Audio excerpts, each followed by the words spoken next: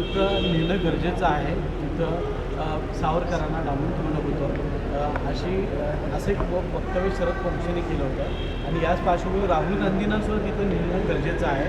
त्यांच्याकडे पैसे नसतील तर मी त्यांचा खर्च करतो तर न्यावा. शरद पवारांना सातत्यानं प्रसिद्धी हवी असते, त्यामुळे ते मोठं बोलत असतात. सरकार एकीकडे 100 दिवसांचा कार्यक्रम साजरा करते, मात्र याच काळामध्ये 2 मंत्री वादाच्या भराले, एक कोकाटे आणि त्याच्यानंतर राधाकृष्ण विखे त्याच्यावर भ्रष्टाचाराचा आरोप. नाही, मला वाटतं एकूणच राज्यकारभारच वेगळ्या पद्धतीनं चाललेला आहे. कुणाचा पायपोस कुणाला या ठिकाणी नाही हे वारंवार झालेल्या निर्णयामधून या ठिकाणी दिसते. अनेक निर्णयाच्या फायली आता त्या वेगवेगळ्या माध्यमातून या ठिकाणी जाणार आहेत. काही फायली शिंदेसाहेबांच्याकडून मुख्यमंत्र्याकडे जाणार आहेत, काही फायली उपमुख्यमंत्र्यांच्याकडे जाणार आहेत. आता फाईललाच कळेना की नेमकं कुठल्या वाटेनं जावं की मंजुरी मिळेल. आणि त्यामुळे एकूणच गोंधळाचं सावळा गोंधळ म्हणतोय असं वातावरण राज्यात आहे. स्थानिक स्वराज्य संस्थांच्या निवडणुका येऊ घालतील, काय नेमकी स्ट्रॅटेजी? नाही, अजून कळत नाही की शासन सुप्रीम कोर्टातली तारीख पुढे गेली आणि त्यामुळं दिवाळीला निदान होतील अशी आम्हाला साधारणपणे अपेक्षा यामध्ये आहे. किमान महापालिका नगरपालिका आता कोल्हापूरला ऑक्टोबरमध्ये 5 वर्ष पूर्ण होतील. प्रशासकाची कारकिर्दीला 5 वर्ष कोल्हापूर महापालिकेला पूर्ण होतं. नवी मुंबई मला वाटते आमच्याबरोबरच आहे, नांदेड आमच्याबरोबर त्या ठिकाणी 5-5 वर्ष स्थानिक स्वराज्य संस्थेमध्ये लोकप्रतिनिधी नसणं हे अत्यंत महाराष्ट्राच्या विकासाच्या दृष्टीनं दुर्दैवी. आणि आमची अपेक्षा आहे की सुप्रीम कोर्टात लवकर हिअरिंग होऊन त्याचा निर्णय होऊन निवडणुका व्हाव्या. पक्षीय पातळीवर निवडणूक लढवल्या जातील की स्थानिक?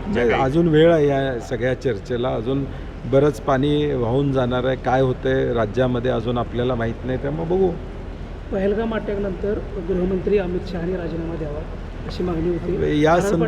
या संदर्भात आमच्या केंद्रीय नेतृत्वाने जाहीरपणे सांगितलेलं आहे की या संदर्भात एक लाईन धरणं गरजेचं आहे आणि ती लाईन धरून काँग्रेसचे सर्व या संदर्भात वक्तव्य करतील. त्यामुळे मला दुसरा एक प्रश्न म्हणजे संजय बाबांनी आता भाजप प्रवेश केलेला आहे. शाहू महाराजांच्या प्रचारात ते आघाडीवर होते.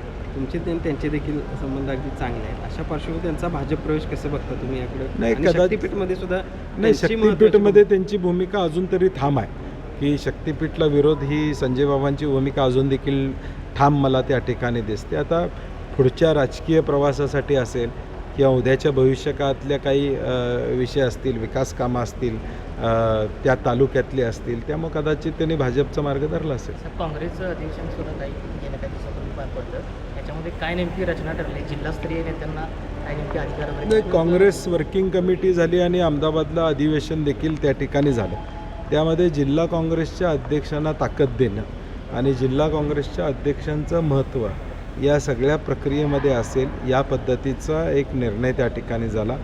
जिल्हा अध्यक्षाच्या निवडी देखील अगदी सगळ्यांना विश्वासात घेऊन नॉमिनेट न करता, आता गुजरातमध्ये आपण बघतोय बाहेरच्या राज्यातले तिथं नेमणूक करून त्यांच्यामार्फत तिथल्या लोकांचा अंदाज घेऊन अध्यक्ष निवडावे असा निर्णय त्या ठिकाणी घेतलेला आहे. आणि म्हणून मला वाटते संघटनात्मक बळ देण्यासाठी हे पाऊल अत्यंत चांगलं आहे. तर 2014च्या इलेक्शनच्या वेळी आम्ही पहिल्या मंत्रिमंडळ बैठकीत धनगर आरक्षणाबाबत निर्णय घेऊ सरकार म्हणालेलं होतं. मात्र आता 300व्या अहिल्याबाई होळकरांच्या जयंतीच्या निमित्तानं तिथं जाऊन मंत्रिमंडळ बैठक अशा पद्धतीचं एका पद्धतीनं धनगर समाजानं हे समजून घेतलं पाहिजे की फसवणूक आमची झालेली आहे आणि त्याचं उत्तर धनगर समाजानं त्या ठिकाणी देणं अभिप्रेत आहे. त्याला जोडूनच एक प्रश्न, त्याच भागामध्ये कावळीची साथ मोठ्या प्रमाणात आली, 2 नागरिकांचा मृत्यू सुद्धा झाला अहिल्यानगरला. नाही, मला वाटते यामध्ये प्रशासनानं लक्ष घालावं अशी अपेक्षा आहे.